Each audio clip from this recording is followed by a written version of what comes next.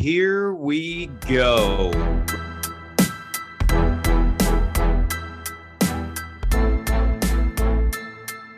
Welcome to the 9 Route Fantasy Football Podcast.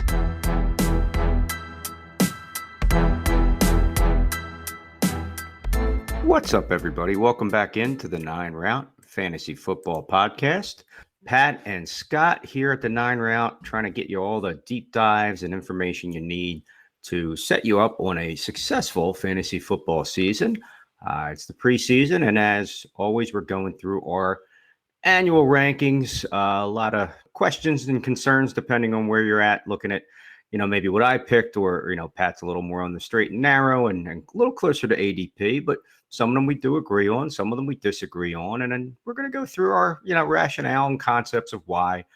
Some are a little abstract, some are concrete. We'll use some stats and some guts to try to get you the best of both worlds information-wise and try to help you, get over the hump and make that tough decision. Pat, what do you say? You think we're ready to help these guys out? Yeah, I mean, that's why we're here, right?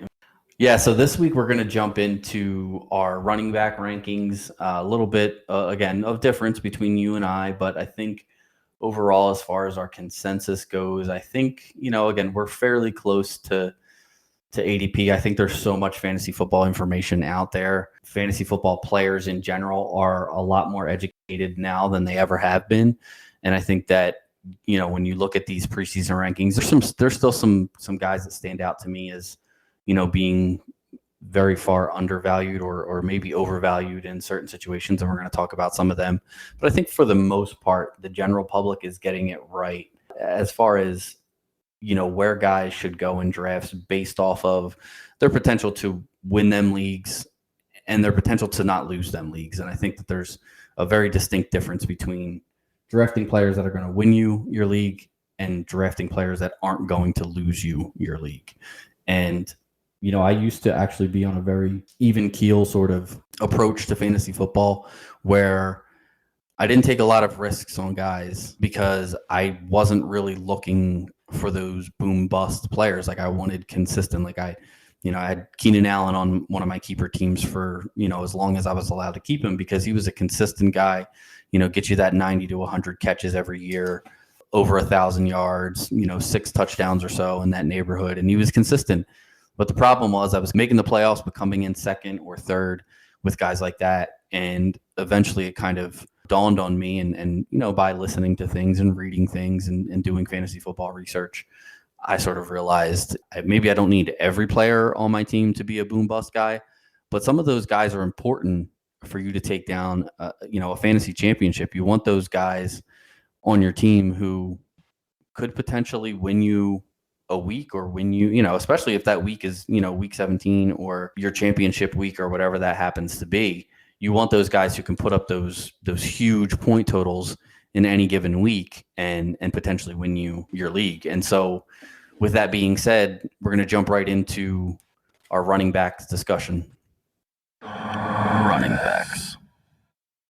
Let's run down the list of our consensus running backs first.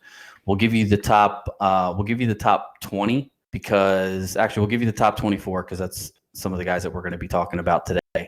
And then we'll go from there. So we have Jonathan Taylor, consensus, number 1 running back, Christian McCaffrey at number 2, Najee Harris at 3, Derrick Henry at number 4, Dalvin Cook at 5, Austin Eckler at 6, Joe Mixon at 7, DeAndre Swift at 8, Aaron Jones 9, Alvin Kamara 10, Leonard Fournette 11, and Nick Chubb rounding out the top 12.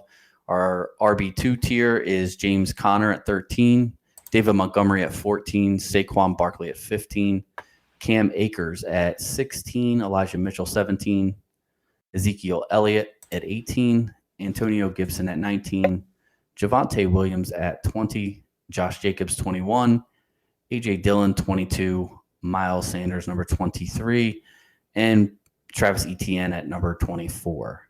So that's how our consensus rankings look between Scott and I's, individual rankings where these guys fall. Now, some of these guys like Eckler and Cook, for example, Fournette and Chubb, we have them, the consensus average is the same. So like for Dalvin Cook and Austin Eckler, we both have them at 5.5. And we're going to talk a little bit about Cook.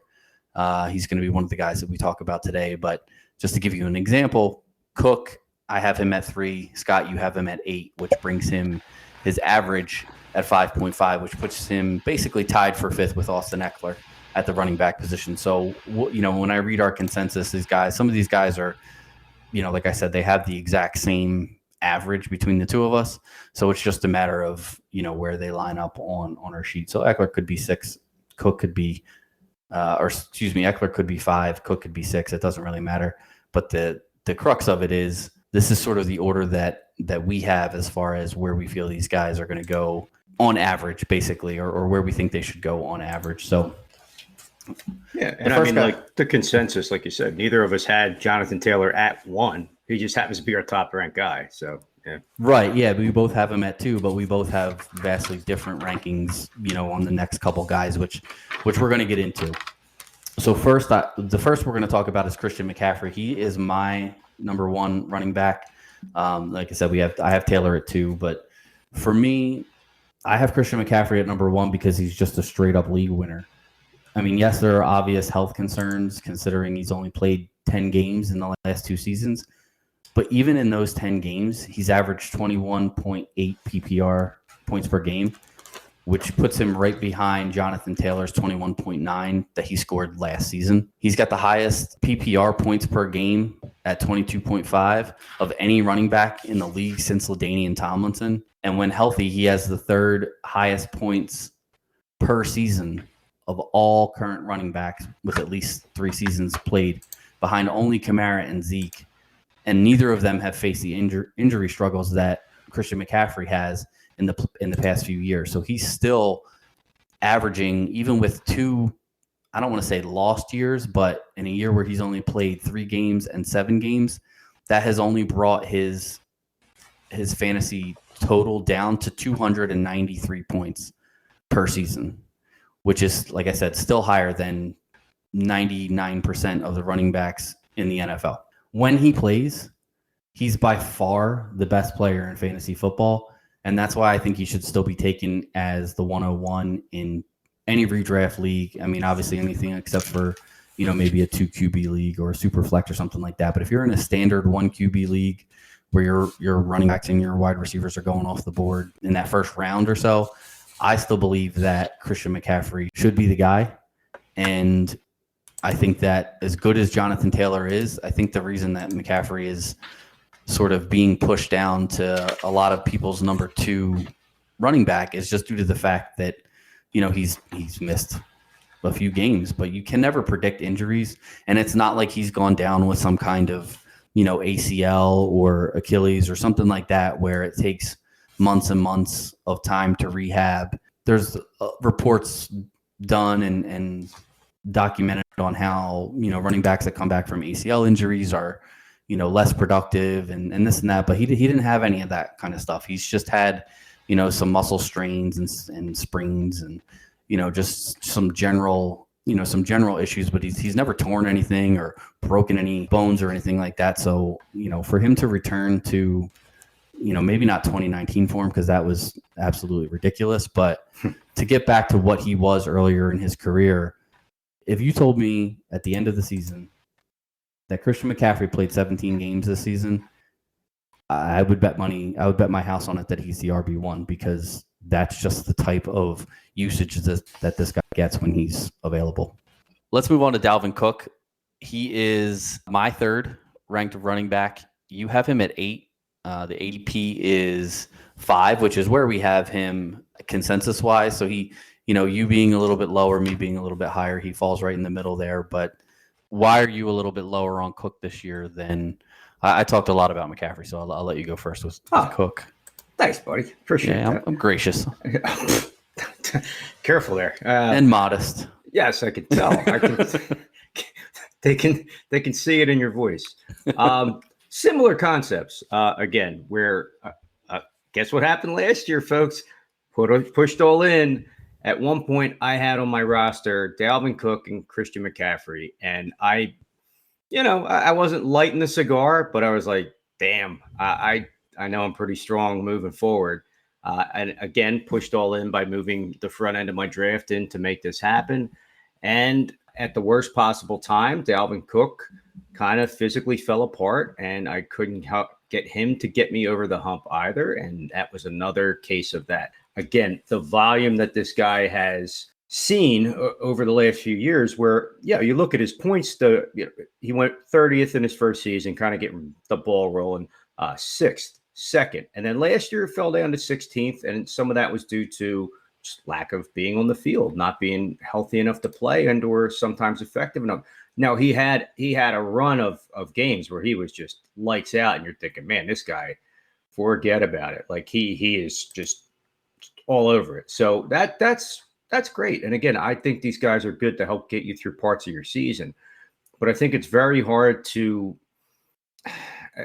depend on these guys unless you have some kind of contingency. Now, I know Alexander Madison is like the ace up your sleeve, so to speak, and he was able to fill in for him on a couple of those occasions and kind of help get some of that mojo back for what you needed for losing that running back. Does he have the ability to do it? Yeah.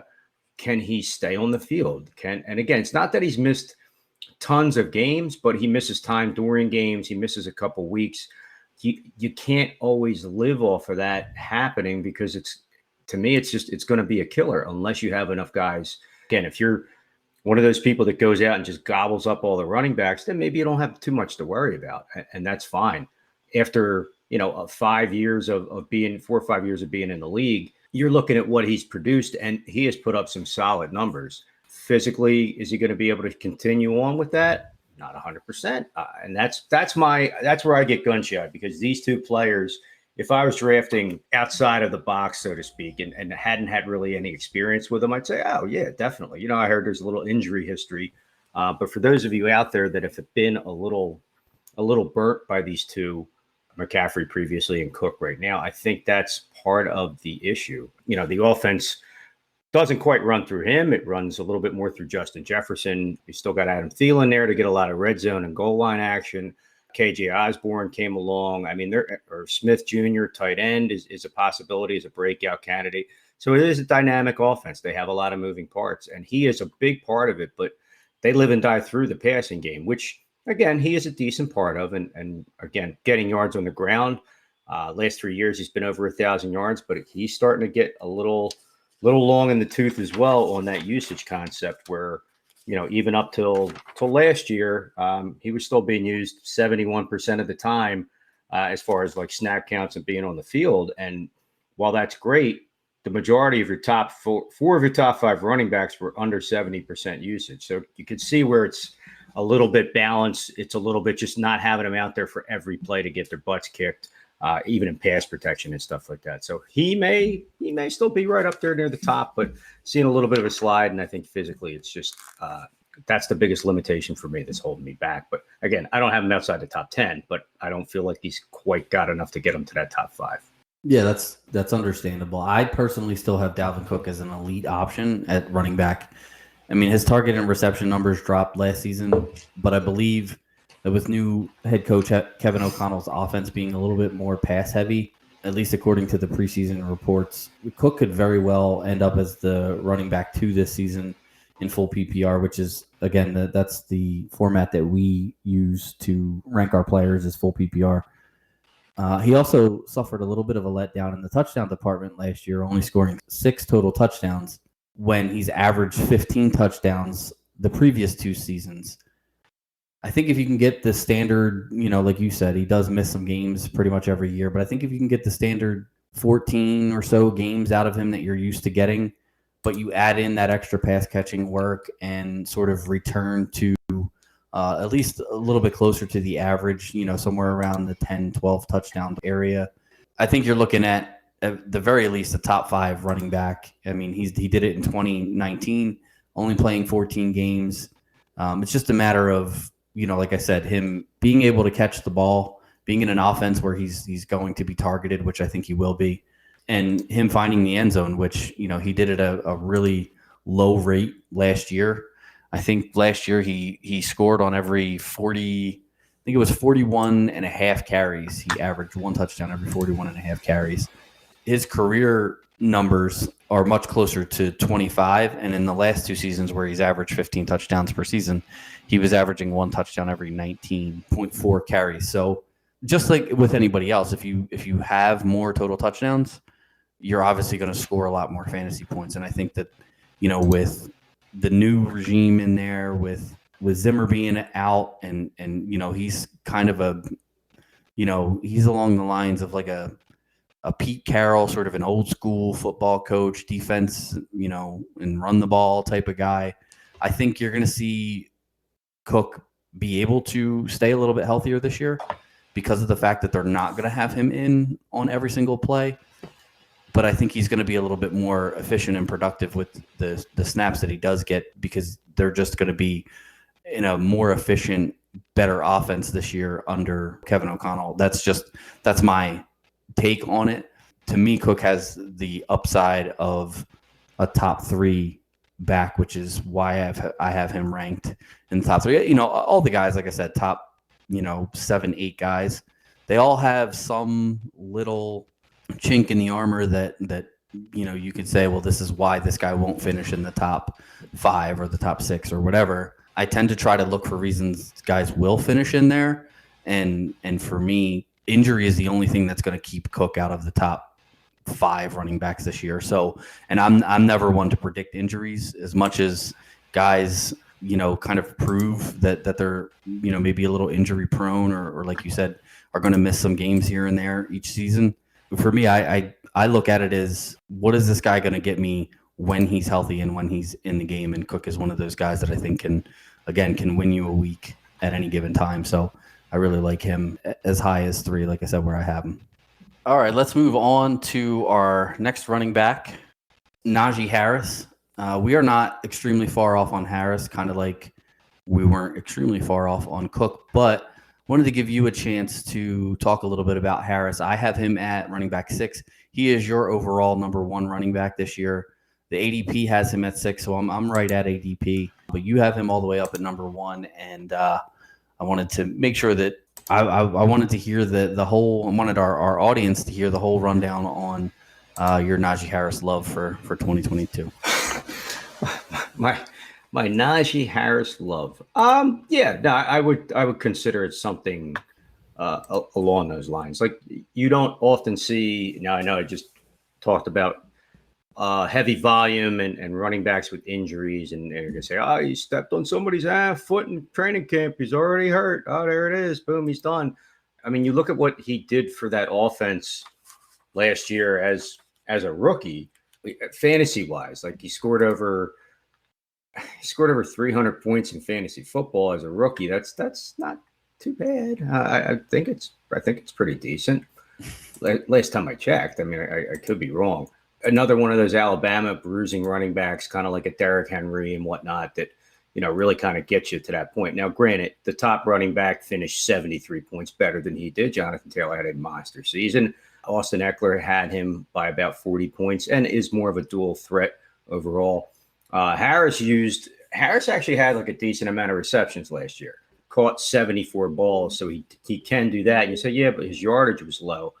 And when I actually went back and looked at what held him back from a passing perspective, and you say, yeah, he didn't get the yardage, and a lot of them were dump off plays and things like that.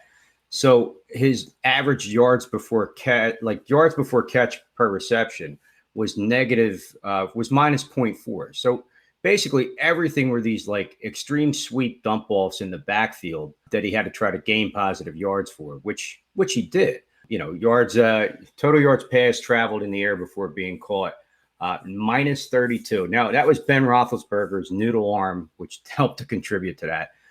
He did have 7 drops. That also didn't help. Broke 17 tackles through the season. So, I mean, he's definitely a player for me that if you see something like this come along now this year, to me, strikes me as, if you put up 300, could you do 350? Is the offense going to try to push through you more? It sounds like it. I know the big thing about Mike Tomlin coming out saying he's going to be our bell cow. And Pittsburgh, Baltimore, Cleveland, not so much Cincinnati. They're a little more aerial, profound, so to speak, nowadays. But those 3 teams in particular all of that ball control, all of that ground and pound, so to speak. And Pittsburgh, has a long history of stud running backs on that team. But they've also had a pretty good passing game up until the last year or two. When again, the quarterback got a little bit older and the offensive line fell apart and things like that. Seeing what he's able to do on the field so far, and he was out there for almost 85% of the plays, he is going to be their focal point. You still did see a heavily involved Deontay Johnson, obviously, as well on that team. And we talked about Pat Freiermuth having some legitimacy and possibly being up to a top, in the top 10 as far as the tight end position goes. To me, Najee Harris is onward and upward. I feel like you have the potential of a guy that, had 1,200 yards last year on the ground, plus an additional 400, and some receiving. He's got 2,000-yard potential written all over him. And I feel like this is the possible season where he can do it. I know they did a few things to try to strengthen that offensive line. And as opposed to going to the well one last time with your gunslinger, there is no Ben Roethlisberger there. It is Mitch Trubisky. It is Mason Rudolph. It is young Kenny Pickett, who will need somebody to lean on and obviously is going to look for safety valves. And they're not going to try, if he ends up being the starter, let alone the other two, they're not going to look to put him in a bad spot. Najee Harris had 307 attempts last year out of the backfield. I feel like that's going to increase closer to 350. I think the yardage, especially the yards from scrimmage, and when I say 2,000, I mean combined yards. I think they're going to find ways of getting him out of the backfield into space a little bit more before he makes the catch, thus increasing that. So, again, I think he definitely has the potential to be, again, this year, if not possibly the year following. And if he stays healthy and stays on the field, I think he's got all purpose. I think he's got 2,000-yard potential, which now you're talking about those magical seasons of Saquon Barkley, Christian McCaffrey, and, not saying he's LaDainian Tomlinson or anything like that, but if he shows that he can start to catch more balls for positive yards, limit the drops a little bit, get some touchdowns increased, again, I see him as being a far and away wide receiver, running back one, possibly wide receiver one, but running back one for this team. Again, he only had 3 touchdowns receiving last year, which was a little bit, to hold him back. And I think that number can increase as well. But overall, to me, he's the guy. So it increased from 10 touchdowns is also probably likely, possibly closer to 20. I really just see that whole offense going through him this year. So 2,000-yard, 20 touchdown season. That's yep. That's definitely RB1 territory right there if he reaches that. And then listen, I have him at 6, but he's my keeper in one of my more important leagues, one that I care about. So if you're right and he does end up with anything close to the numbers that you're projecting there, I'll be a happy man. So that'll be one of the ones that I'll gladly give you as a W on the season as far as rankings go. So 6%. That's all I ask for. Nothing big for helping you out there. But no, I just watching what he's done. Like I said, if he stays on the field, I know they help the offensive line a little bit. He just looks like one of those next guys. I mean, maybe I'm wrong. No, I get you. The only thing that scares me about Harris is with the quarterback change, not that Ben Roethlisberger was great. And, I'm not saying that he's any better than Trubisky or, Rudolph or Pickett or whoever, but it does just scare me a little bit that this offense could sputter a little bit as a whole, even with an improved offensive line. But I totally get, the ability, his physical stature. I mean, he's a monster of a man. So I can totally see a very high finish in his future. And I like the fact that you're not afraid to put him at 1 and defend your call there. So let's move on to our 4th running back, Saquon Barkley. I have him at running back 11. You have him down at 21. Right now, he is going as the running back 12 on Sleeper. Like I said, I'm a little bit closer to consensus on him. You're much farther down, and by the sounds of kind of everything that we've been talking about up until now, it seems like that injury bug for Barkley is probably still playing a little bit as a concern in your mind, I'm assuming. Yeah. Again, to me, fading these guys, and people say, well, that's not, you can't look at that. I do look at that. And again, the reason I look at it is the one position that can really kill you, that you can get beat up on, is the running back position, because it's very scarce. And you say, okay, yeah, my running back was, I had the third best running back last year. And it's like, okay, great.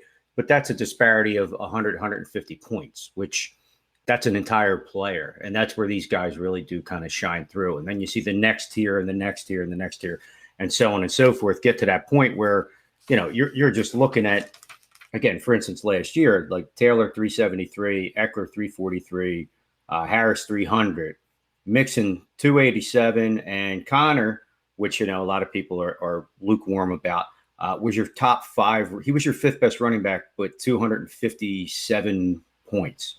So 120 points in between. You go scroll down the list for 120 points as far as a running back goes.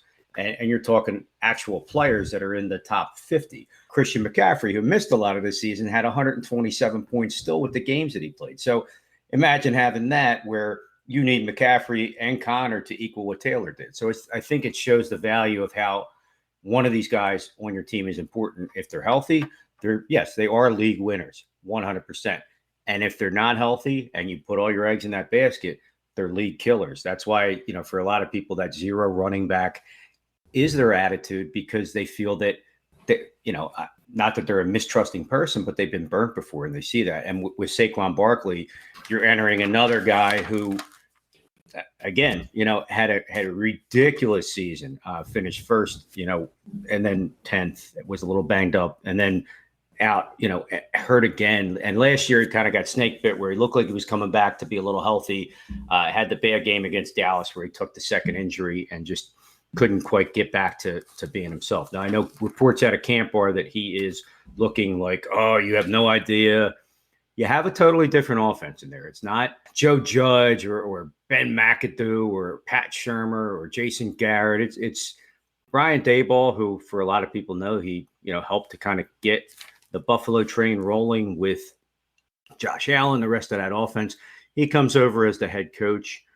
You would think he's going to bring a little bit more of, again, that offensive firepower, so to speak. His offensive coordinator is Mike Kafka, who, for Eagles fans, they know he was drafted here. Had a couple cups of coffee out there with Kansas City and had been their quarterback coach. So he's there now. So yes, they do seem like they're a little forward thinking as far as the offense. They made some decent draft picks, as far as that goes. They took a couple guys to help shore up the offensive line, a nice tight end. They got Wandale Moore out of Kentucky, who some people didn't know who the heck he was to extents, but sounds like he's having a decent camp. And their passing game's one thing, but Saquon Barkley, that backfield's his. Your backups really aren't anybody that you have to worry about. There's no rookie to push him. It's really up to him. My thing, and by putting him so far down the list, is every time it seems like he's ready to kind of come back and make his presence felt again after 2 seasons of really being banged up, is how long are you going to play? Are you going to be that guy for the first 4 or 5 weeks and then come out of a game and never be right again? And I get gun shy on guys like that. And I also, first year in that offense, kind of tricky. You do have Danny Dimes there, who is basically dead man walking, so to speak. I think the Giants aren't looking to push the issue as much as make it look like they're going to try to tank and get like a top 5 or 7 pick to get one of those 2 young quarterbacks that's coming out and be ready to move on and make that offense a lot more dynamic than it is now. Again, definitely with that lack of overall ability per se at the quarterback position. The Giants have been transitioning for years. I think they're going to use him 100%, but I don't think they're going to maybe try to overdo it unless they somehow seem like after the first 6 weeks that they're 5-1, leading the NFC East and playing like gangbusters. Then maybe they just really have to unleash the beast there. But you have like Matt Breida and a couple other guys that can play functional backup roles and split a little bit of time with them. Probably won't look to pound them too much as more of get him out of the backfield for that receiving ability, which he has, the dual threat.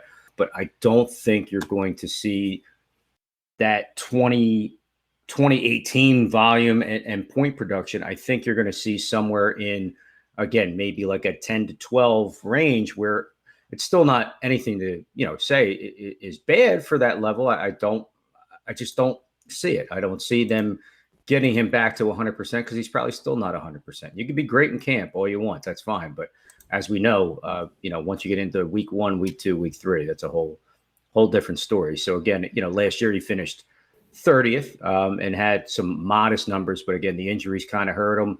At the end of the day, is he going to be a 200 and some point player for fantasy football PPR? More than likely, yeah, he will be. And some of these guys will slide down, but I don't. He could be a little higher. He could be closer to the top 10, but I want to see him on the field for an entire season and try to get back to that level that he was. Which now, after a couple of years, I think it's going to be a little hard to do. Yeah, I think that like I said, I don't have to really explain much as far as where I have him ranked because I have him ranked right about where he's going. But my thought process on Barkley is a little bit the same as McCaffrey in the fact that I do believe that he has the physical skills and ability to win you a week, win you a league. His rookie season when he really broke out and was the running back 2, he did that on the back of 121 targets, which he's not going to get that from Daniel Jones. Daniel Jones is not going to save his job by targeting Saquon Barkley 100 and sometimes. He's going to have to show that he can run this offense and run it efficiently, hit his wide receivers. But if you look at, Barkley, that season had 91 receptions and 721 yards. That's all quarterback stats. If no matter who you throw the ball to, you're still getting credit for all that stuff. So I feel like Barkley is he is definitely the most talented position player on this team. And I think that Brian Daboll is smart enough to know that the team is going to kind of go as Barkley goes. They're going to have to get him the ball. They're going to have to find ways to get him the ball in space. And a lot of that is going to be through the air. And, because it's hard to just hand the ball off and create space for a running back. It's too difficult. The linebackers are too fast. The defensive linemen are too big. So to create some screens, some check down plays, some chip routes where he maybe helps out the offensive line and then gets out into the flat.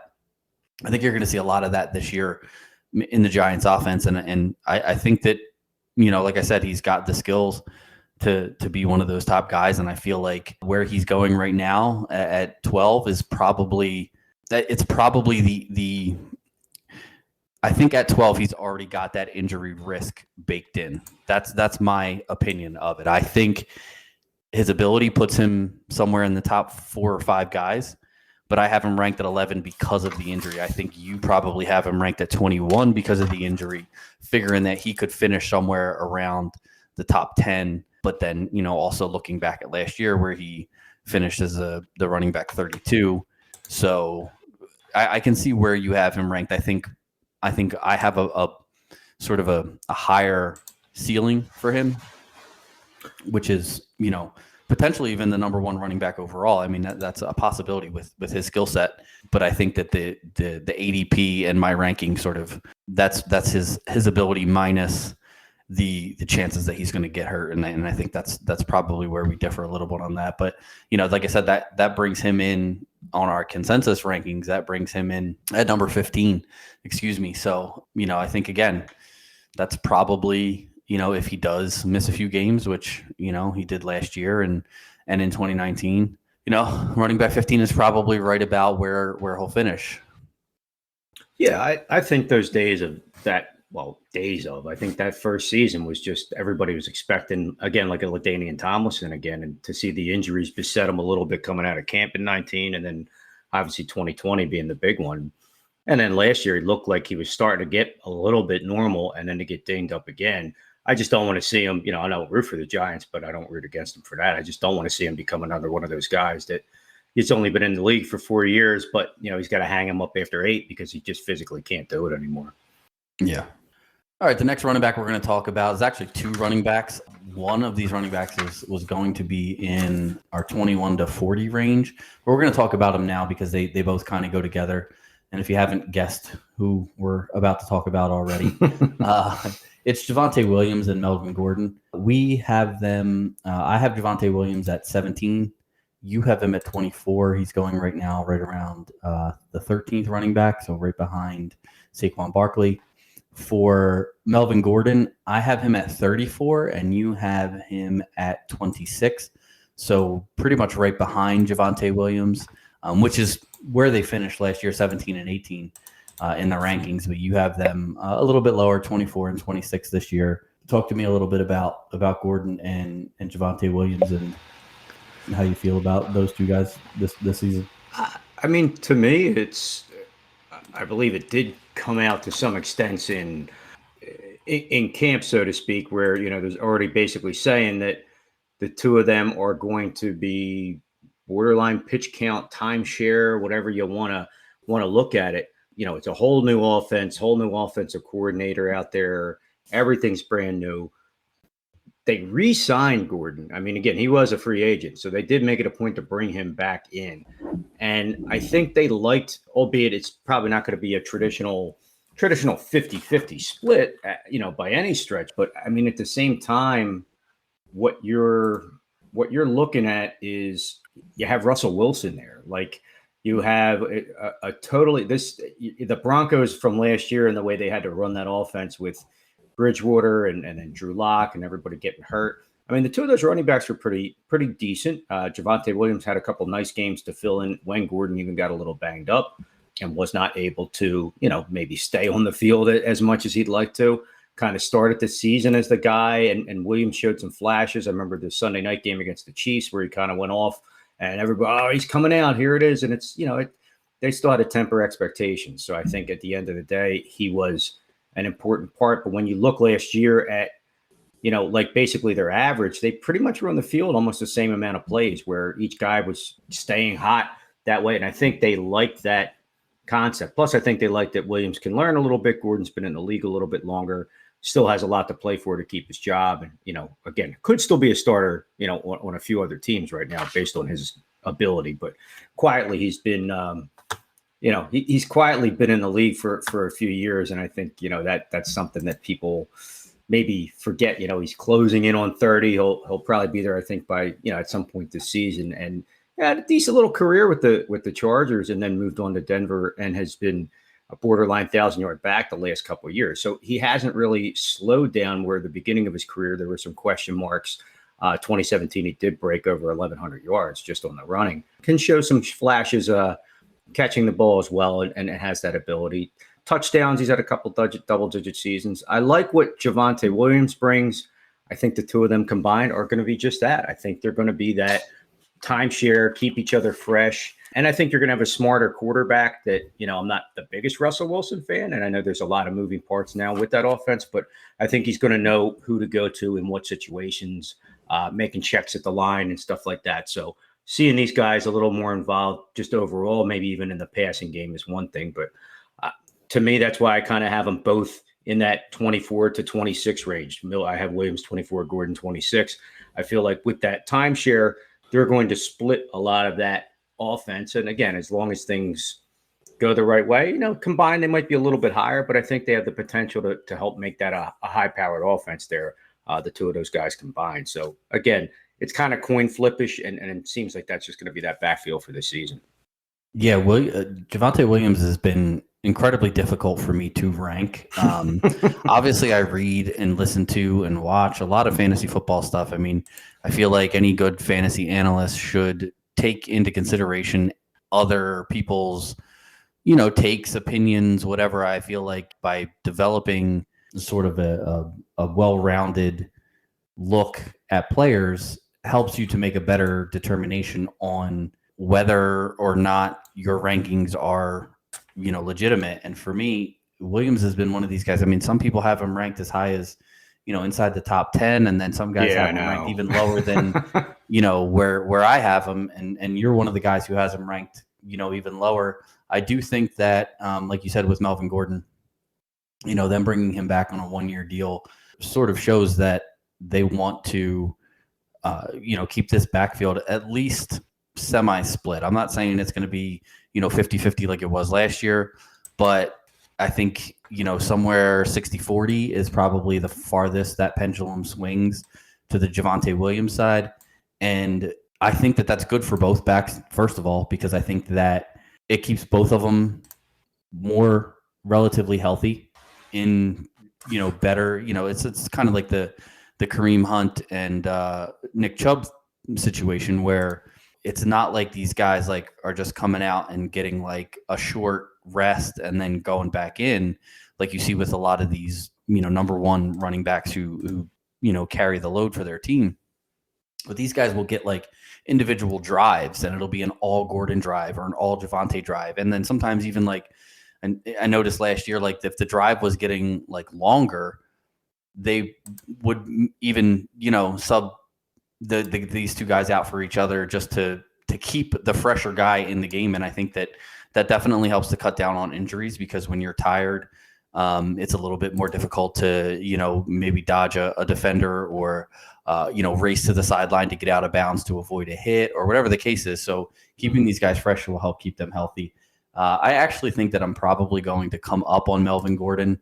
I'm just creeping on a come up. So. Yeah. Right now he's going as the RB37. Gordon is, as far as his ADP, and I have him ranked. Like I said, I have him ranked at 34. So I think I'm a little bit higher than ADP, but I think I might even be a little bit higher going back and looking at where they finished last year. I think he could drop down a little bit, but I don't see him dropping out of the top 36. I just think he's going to get too much work for that.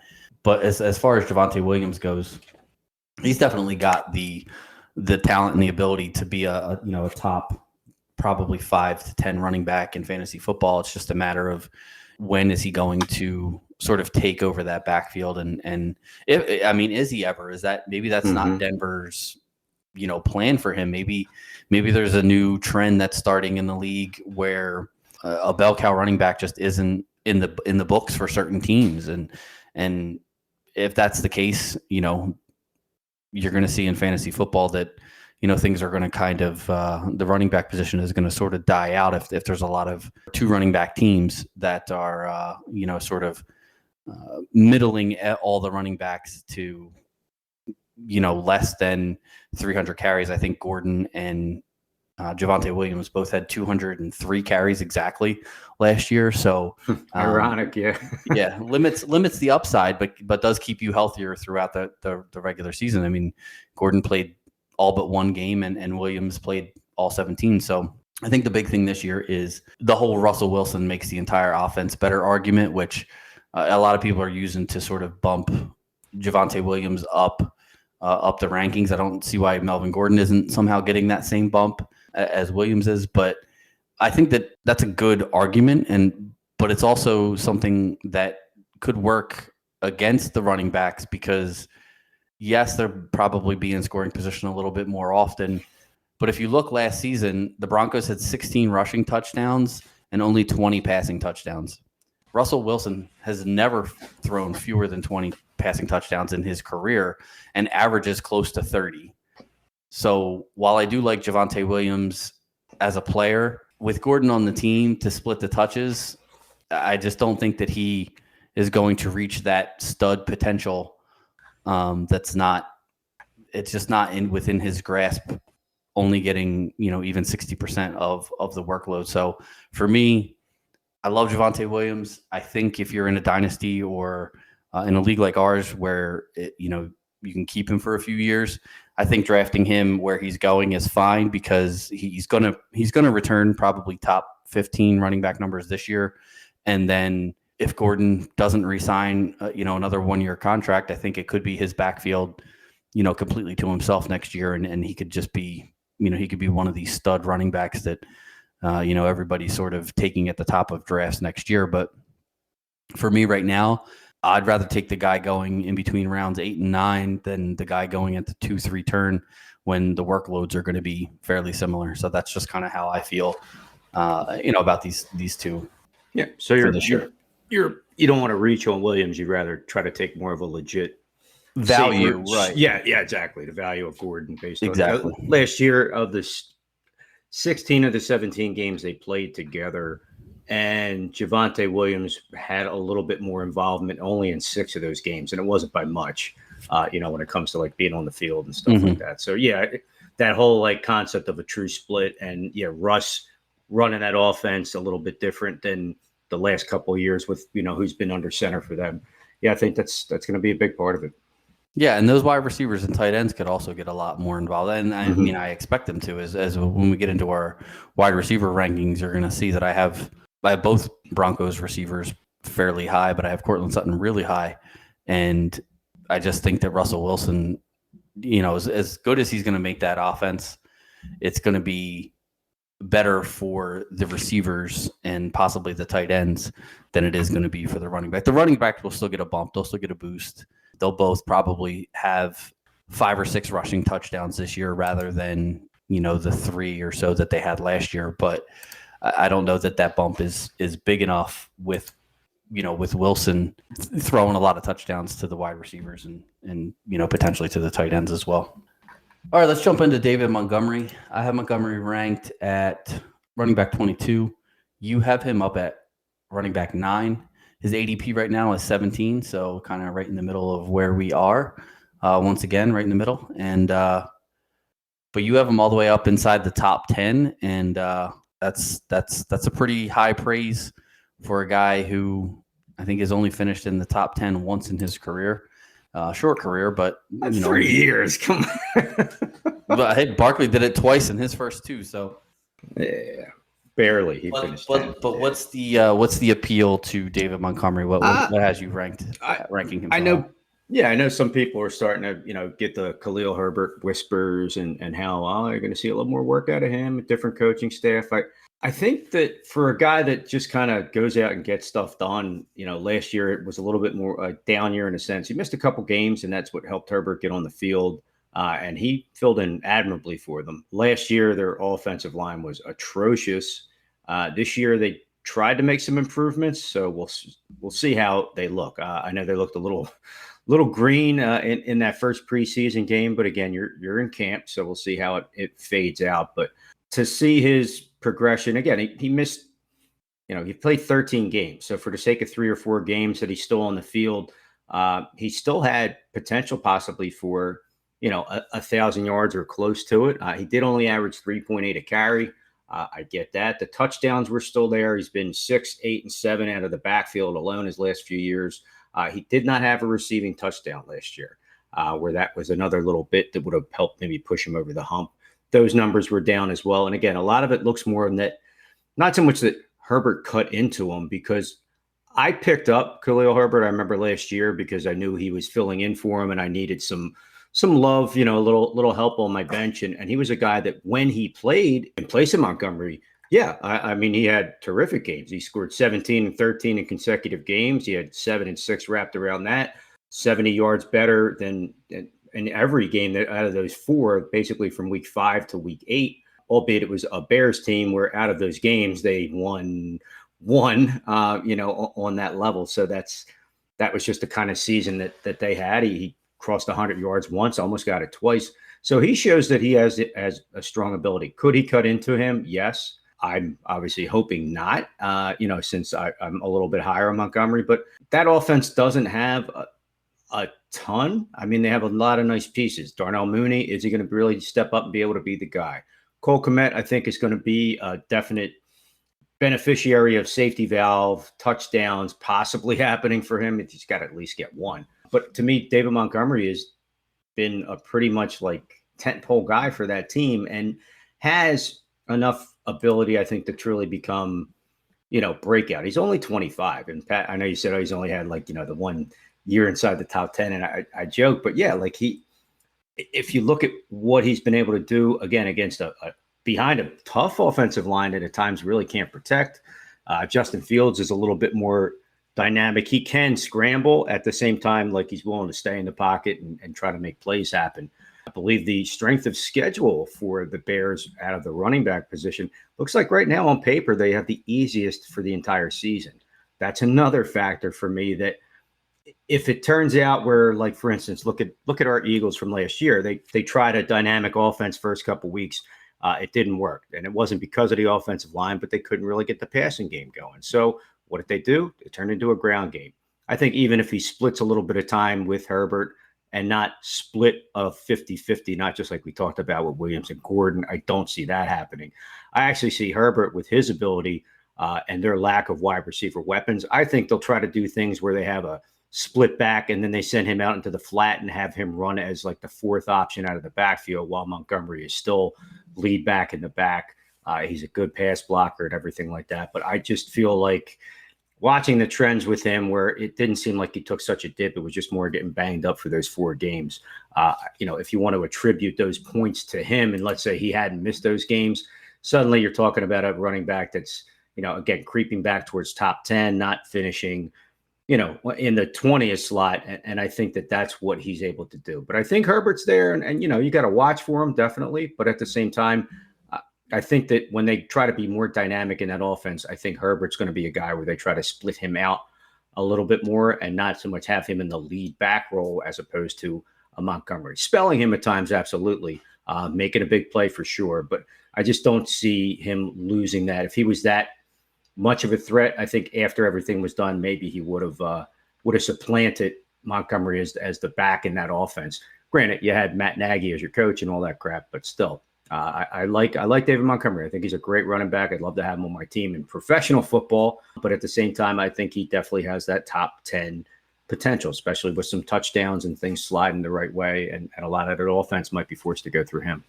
All right, let's move on to Breece Hall. I have him ranked at RB20. You have him at 31. The ADP currently has him going at 19. I'm going to assume I know why you have him down at 31, but I'm going to let you talk us through that as far as why he's your running back 31 this going into the preseason. What team does Breece Hall play for? Just checking. Okay. All right. We just we can make this real quick and save a lot of time for you editing. I'm not mean to slight him. I was definitely more in camp Ken Walker. Not that I think Breece Hall is going to be a bad running back, but I think he's on a team where they already lost a lineman. The quarterback's going to be out. It's the Jets. Yeah, Michael Carter was not chopped liver for them last year. You saw Ty Johnson, like they were just trying to throw everything. Again, it goes back to coaching. You're in year 2 of Robert Saleh, and his job there so far has been, mediocre. And I mean, I know it's tough if you're trying to rebuild. You do have to give coaches and teams a fair amount of time to try to get their feet under them. Remember back in April, May, it was the Jets won the draft. The Jets. But when you really took a step back and looked at, you're like, well, what did they really do to, kind of improve their team? Yes, they drafted a bunch of players, but they have potential, just like we talk about injury potential or the potential for a breakout season or a potential for this, that, and the third. Garrett Wilson.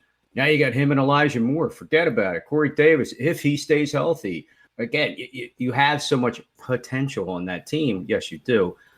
I think it's going to be tough for a player like him to come out and immediately just start to crush it. I don't think – let me put it this way. He has the talent to do it. I just don't think that maybe he's ready for the workload like that. And I know you never saw him in college. No, I didn't. But I haven't seen him in the pros either. And it's a totally different game. And, again, you have another competent running back that they were very high on last year. Tevin Coleman still circling around. He might be good for a game or two. We'll see what happens. I think if it looks like it is, the way it is now, that maybe Joe Flacco tends to be the starter on that team. I think that Hall may get utilized a little bit more because I don't think they're going to try to have Joe ripping him down the field.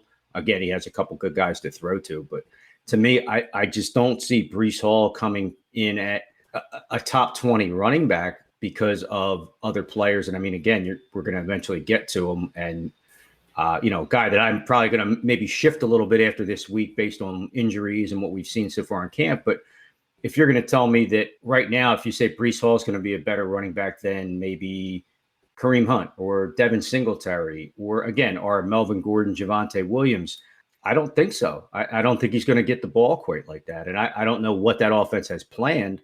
But as of right now, as far as the rookie running backs, there's a kid in Houston that's doing pretty good, at least on paper and with a lot of hype. I think he might be the best running back out of them all. I don't think he's a bad player. I just think, unfortunately, he plays for the Jets. Fair enough. I mean, it's not going to stick up for the Jets here on, on this side of it. It's pretty difficult to do, honestly. Even Jets fans struggle doing it. right, man. They cornered the market on paper bags, man. Come on. All right. The last running back that we're going to talk about for this episode, Travis Etienne from the Jacksonville Jaguars. I have him at running back 15. You have him at 36. He's going as the running back 20 right now in ADP. So I am higher. You are lower. You probably are out of breath. So I'll go first on Travis Etienne. Yeah. Need a blow there. I know. I get it. So my big thing with ETN is this, a lot of people, again, we're talking about ADP, consensus rankings, things like that. A lot of analysts have, and even the ADP, obviously, so the general public has, Breece Hall one spot above Travis Etienne. My thing is this. If you think Breece Hall is going to be an RB1, or I guess technically an RB2 as the RB19, how is Travis Etienne going to be any worse than Breece Hall? Like I get it. It's the Jaguars. It's the Jets. They're interchangeable as far as, the patheticness of their offenses in the past 5 years or so. But Etienne had better draft capital. He had a better college career. He had better numbers at the combine, slightly better numbers at the combine than Breece Hall. Breece Hall did kill the combine this year. Now, I do get that Etienne is coming back off of, a pretty serious injury, but everything out of camp is positive about Etienne. His injury happened so long ago that he really has been given the full, that recovery from that injury usually takes about 8 months, and it's been just over a year now since the injury because it happened in the preseason last year. So, you're talking about a full 12-month recovery for Etienne. He's an incredible pass catcher. He's back with his quarterback from college. I'm not by any means like, an NFL quarterback, but I could imagine that if I'm in a situation where, the pocket's breaking down and I'm looking to, get rid of the ball, I'm looking for guys I trust. And Trevor Lawrence played 3 seasons with Etienne and has only been in the NFL for 1 season. So he's only played with these other guys for 1 year. I'm going to trust Etienne. I think he's got potential for potentially 100 targets this year out of the backfield. He's an explosive runner, incredibly quick. He has home run ability. So, if he breaks it into, the second level of the defense, there's a good chance that he's scoring long touchdowns. I mean, I think that for me personally, I think that Etienne has, because of the fact that James Robinson is still working back from his injury that happened at the end of last year, I think Etienne has a much better potential than even Javonte Williams. And I actually have him ranked higher than Williams because I think Etienne is one of those guys where, we haven't seen it yet, and I get that. But when we're talking about drafting guys on potential, which we're doing with pretty much every rookie that we rank, that we draft, that we talk about, Etienne is just as good, if not better, than any running back that's come out in the past 2 drafts. So for me to see, a lot of people talking about taking guys like Breece Hall, or not often, but Kenneth Walker, ahead of guys like Travis Etienne, it just doesn't make sense to me. I think that Etienne is another one of these guys that has elite league-winning potential.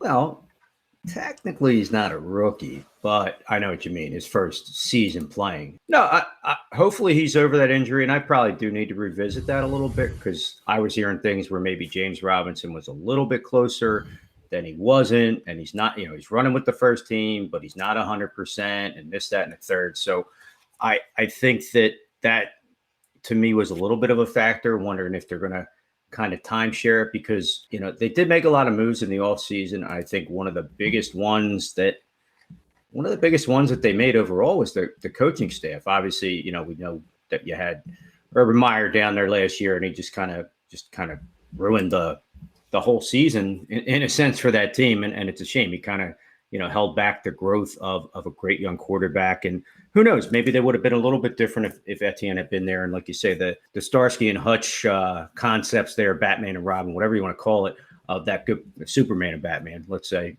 of a good partnership from college that led to national championship, turn around and have that on your team. I think the potential's there. My thing is that knowing the head coach, we love you here, Doug. couldn't have had that trophy without you. But of his 5 years here with Philadelphia, his lead running back never had more than 180 carries. It is now 1 year he had two running backs with over 200 carries. And again, that was kind of unheard of at the time for him. Same thing with targeting the running back. The most he ever had was actually in his first season. It was a younger, healthier, so to speak. Darren Sproles was 71 targets. Miles Sanders had 63, but you didn't see much beyond that. And does he have top 20, 25 potential? Yes. But knowing how Doug runs his offense with his running backs, and I think it's a little, maybe he changes his perspective in Jacksonville. Sun is shining a little more, and maybe he knows to kind of just let the dogs out, so to speak. But I feel like that's one thing. He wants to help that quarterback grow by throwing downfield. So again, the Christian Kirk that just signed a big free agent contract to take the top off of a defense for a couple games, maybe that's the kind of guy. They brought Evan Ingram in. They seem to like that. Doug loves him some tight end. They have a couple other receivers there in Marvin Jones. Maybe Laviska Shenault tends to be a little bit of that gadget Swiss Army knife guy. I don't think that Etienne doesn't have the potential to be a top 20, maybe a top 15 running back. I think it's going to be remaining to be seen this time, not so much based on his health, because again, it's not an injury history with him. It's a freak Liz Frank sprain, fracture, whatever that you want to call it. And again, if he's able to tear it up in camp the way he is, then God love him, and I hope he does. I feel like that offensive scheme that's there to develop the quarterback as the head, or is he going to lean on that running back a little bit? Sure. But you never really saw any Eagles running backs back in the day getting more than 18, 19, maybe 20 carries a game. And that you better make the most of it if you're doing that. And again, if you're getting 25 touches, you have the potential for 150 yards. Are the touchdowns going to come when you get into the red zone? Are they going to push through with you? Or again, we know Doug sometimes can run that second tight end on an out play, and he's got more touchdowns than your third best receiver, because it just happens to be the goal line work and the thinking man's game that he plays. I'm not saying Etienne doesn't have the potential, and that's a big word today, is potential, to be that kind of a guy. What I do think is that my visions of what I've seen this coaching staff do before, I think that would be the only thing that holds him back from a fantasy perspective, which, again, when it comes to reality, we know the coach in New England doesn't give a damn about your fantasy team. And yet we go out there like suckers every year, and we're getting Damian Harris or Ramondre Stevenson. And a little Pierre Strong, give me Kevin Harris, give me this guy. What the hell is going to go on with that offense, man? Like, again, you're going to take maybe the quarterback and maybe a Hunter Henry and fingers crossed, just because you're kind of forced into that position.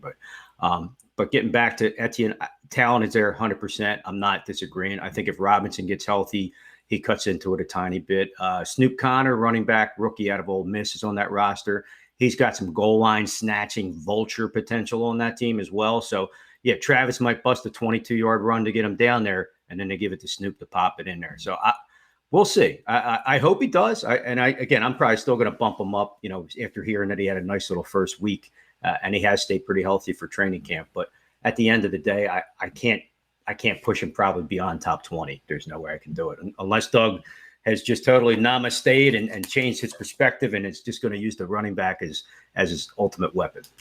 Hey, fair enough. I respectfully disagree, but like I said, we probably again, being that we have pretty far-reaching different rankings, the fact that we still have ETN as our consensus RB25, again, like you said, that's right outside of that top 24, right outside of that RB2 window. Again, if Robinson does come back early enough and takes at least half or so of the workload, you might be right. ETN could potentially be a bust, but I think where he's going in drafts as the RB20, that's definitely a place where I'm willing to take a shot on him and be wrong if that's where I'm going to be, because I do believe that he has the potential of being a top 12 running back if all the cards sort of fall into the right places for him. So All right, so that's going to wrap up the first 20 or so running backs that we're going through. We're going to do the second half of the running backs, 21 through 40, in a later episode. Is there anybody else in this top that we have or that's going in the top 20 that you have any thoughts about you want to shout out real quick? Or So let's take a look at this ADP. And I mean, again, I mentioned him briefly earlier. He is not going in the top 20. But gentlemen, I have been pretty high on most of the offseason and have bought up as many shares. There's two guys, and they're both rookies.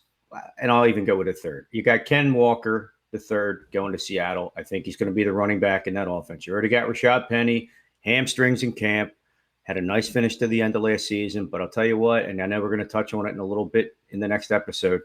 I think they drafted this running back for a reason. Devin Singletary kind of getting this, like, who's he? He's nobody.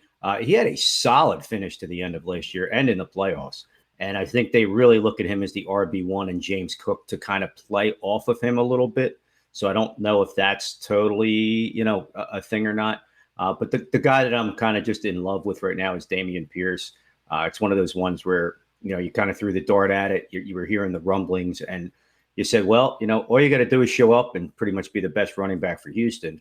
He had a nice little preseason game. Saw some plays too, pass protection, pancake blocking guys coming through. So he looks like he's probably going to be legit. Now, if that offense gets anything remotely cohesive going, you want to talk about a guy who could finish in the top 20 and come out of nowhere. That's a guy. That's a guy people are going to try to get off of my rosters. And I'm going to say, hell no, he's mine. And it's a dynasty. I'm going to have him for the next 6, 7, 8 years. Sticking inside the top 20, I just want to mention real quick before we go, I just want to mention Alvin Kamara because he was on our list of guys to talk about today until, we discussed a little bit before the podcast and, had a little bit of a change of heart on where we're ranking him.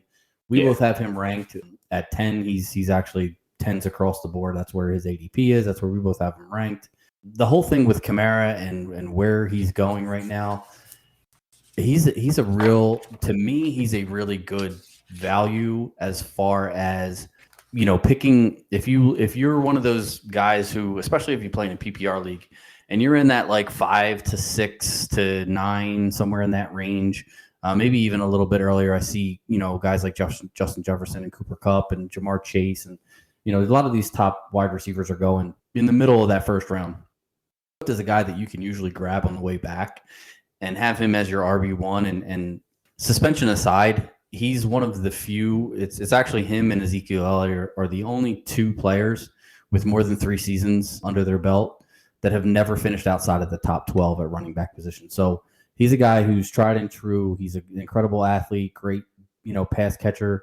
It's not going to be the same as, when Drew Brees was back there and his 4.3 yard ADOT, with Kamara getting, I think he had like 80, it was like 81 catches for like 3 straight seasons or something like that. I don't think you're going to get that with Jameis Winston back there, but I do think that he's a guy who's an extremely good value where he's going right now. I think by the time we get to, the heart of draft season, which will be, within the next few weekends, I think you're going to see him shoot up ADPs because as more and more information is coming out, it seems to be less and less likely that any type of suspension is going to be handed down to him this year from the league. The legal proceedings haven't even happened yet. And usually the NFL, if there are legal proceedings, usually waits until those are concluded before they make any decision on any suspensions or anything like that. So I think, again, even if you're grabbing a running back early, maybe you go Austin Eckler at the 4 spot and then come back and grab Kamara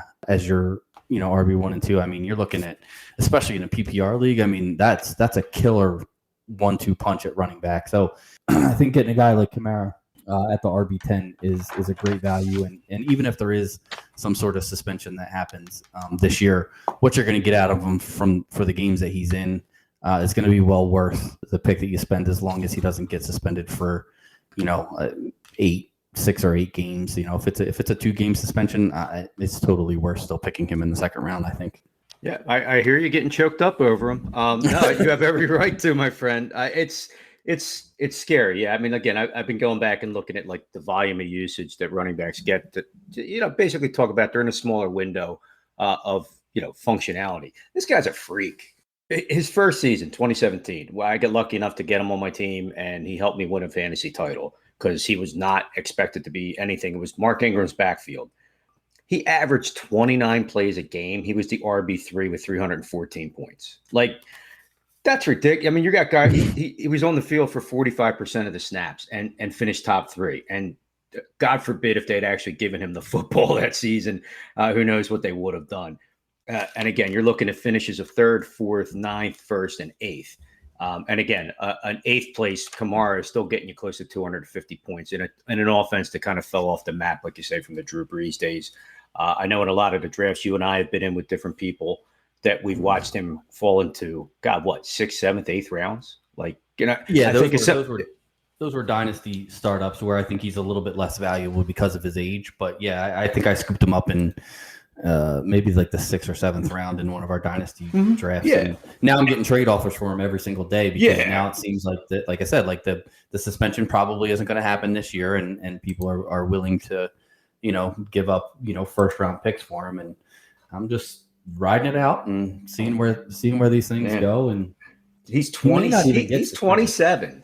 That's like prime age, 5 years in, man. And for me, it was suspension. I actually traded him in one of my leagues because I was expecting the worst, to come down from the league. I did okay. I got Michael Pittman and some draft picks for him, which wasn't horrible. It helped my team out there. But yeah, I mean, the guy is just, until he proves he can't do it anymore or they take him off the field, yeah, he's a top 9, top 10 running back every season. All right, well, I think that's going to wrap up our first of 2 running back episodes. Be sure to check out all of our rankings on our website, www.the9routeFFB.com. And don't forget, we still have that Darius Slay jersey giveaway going on. All you need to do for that is follow the show, give us a review, send us a screenshot of both along with your full name and address. Send that to our email, which is the9routeFFB@gmail.com to enter that contest. Anyone can enter. We're hoping to get a lot of entries here and really make this a hold your breath type of giveaway. So get those entries in. We're going to be picking our winner right before the season starts.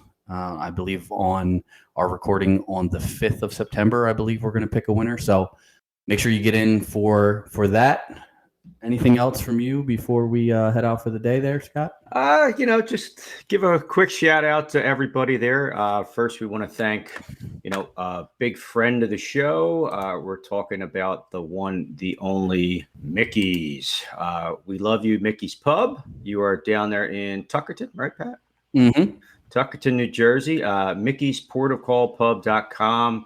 Located on Route 9. Go to the website, www.mickeysportofcallpub.com. Great menu, food, beverage, good for the whole family. Great happy hour from 3 to 6 daily.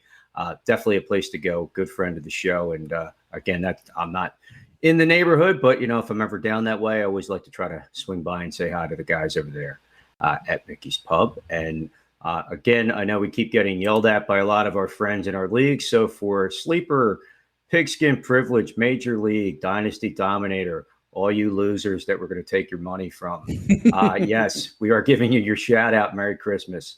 And other than that, that's it, folks. We'll see you next week. Running Backs 2.0. Peace.